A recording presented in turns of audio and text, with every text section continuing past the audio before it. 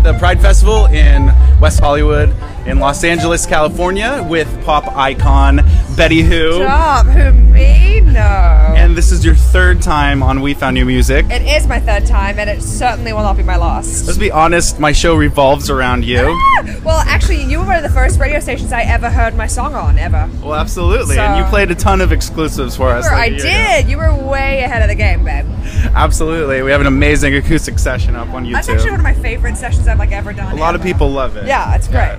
And it's so good to connect with you again. Tell me about the journey in the past year. You've grown so much in 1 year. You were in our little beachfront radio station. You're signed.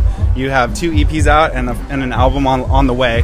How is that emotionally for you? Oh my god, emotionally, I'm a wreck. No. You know, it's all kind of just like happened so fast that it's one of those things that you just let happen, and you kind of try not to think too much about it because you'll go insane. Of course. So I'm like quietly going insane every minute of every day, and then the rest of my time just like fine, totally, and like making my way through these steps of what I'm doing. Exactly. Right. You're on the Hopeless Romantic Tour. Actually, you're starting it tonight. It's my first night on the Hopeless Romantic Tour, which I'm super excited about. Another headline tour right after your first very successful headline tour. Oh my gosh, yeah, it's been great. Everything's going really, really great. 100%. And then eventually you're going to be playing a bunch of Pride festivals on this tour, right? All summer. I'm doing tomorrow I do Salt Lake. That's so loud. Tomorrow I do Salt Lake, and then Sunday I'm in DC, and then I'm all over the place. So it's like very hard hitting, quick, just like getting through to everybody. Sure. Yeah. Sure.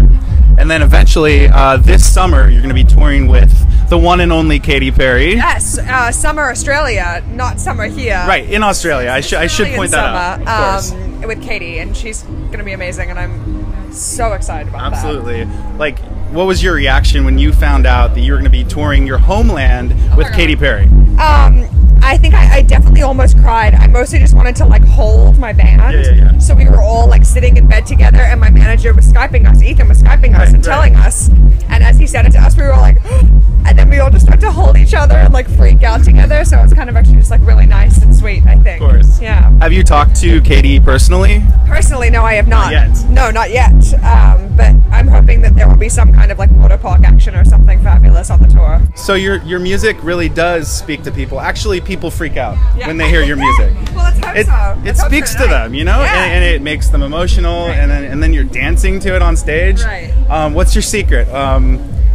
What do you think makes them react like that? I think that it's so much of my personal energy in it, because I think when you get handed a pop song that's oh, we thought that this was going to be good for you, and it's kind of I feel like you miss that personal touch a little bit. So to be out there and sing songs that really, really mean something to me, I think gives people more of a reason to want to dance and love it. Are we in the subwoofer? I think we might be. We're in the subwoofer. This tent is the subwoofer. You have such great taste. Thank you. And it's kind of more on the indie side. Right. And then you translate and you make more very accessible pop. Right. It's I think that's natural for you, huh? With all of the bands that you just mentioned, say Lucia, 1975, Haim, all have songs that are fundamentally pop songs, and they're super accessible and they're really fun, and you just kind of want to. I literally all I do is dance around in the shower and sing "Girls" exactly. by the 1975. So it's they talk about all the time how they are making accessible pop music, but they're not a pop band. For sure. And it's I think now we're getting into a period of music where being a pop artist doesn't mean all of the stuff that it used to. Totally. You don't have to be with one of these microphones and not playing with a live band. It's exactly. I think it's different now, which I'm loving.